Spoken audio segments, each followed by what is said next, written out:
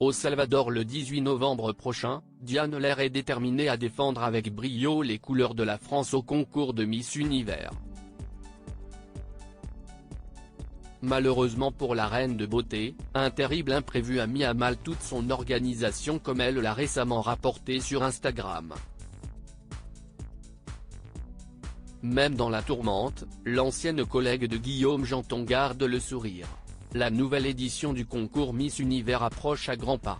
Le 18 novembre prochain, 86 reines de beauté venant du monde entier vont tout faire pour séduire les foules dans l'espoir de décrocher la tant convoitée couronne.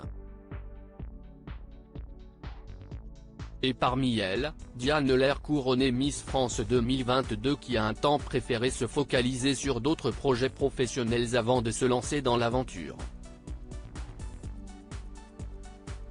Un nouveau chapitre de sa vie qu'elle prend plaisir à immortaliser sur la toile.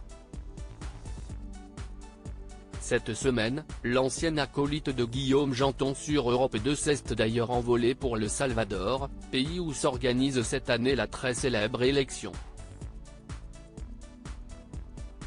Étant sur un petit nuage depuis plusieurs jours, Diane Lair a vécu bien malgré elle une première mésaventure dès son arrivée. Et pas des moindres.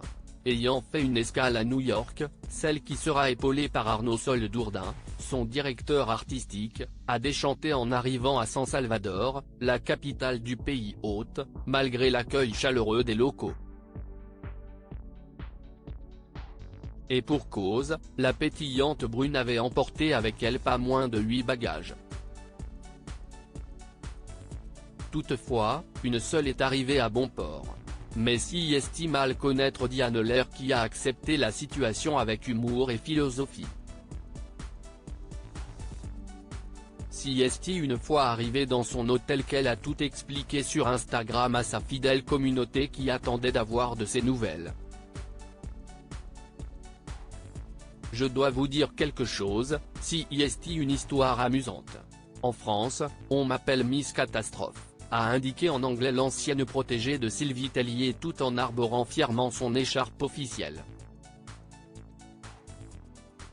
Si est arrivé une nouvelle fois parce que je pense que pour les 24 prochaines heures, ma plus belle tenue sera mon sourire car mes bagages sont perdus, a-t-elle lancé.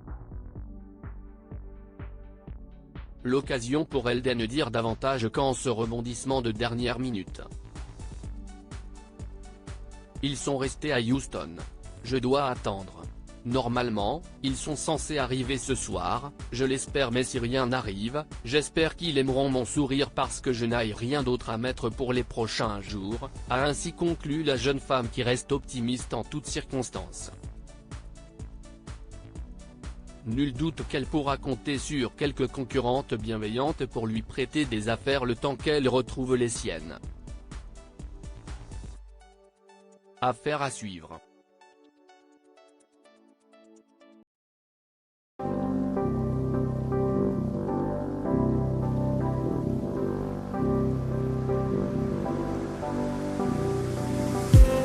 I just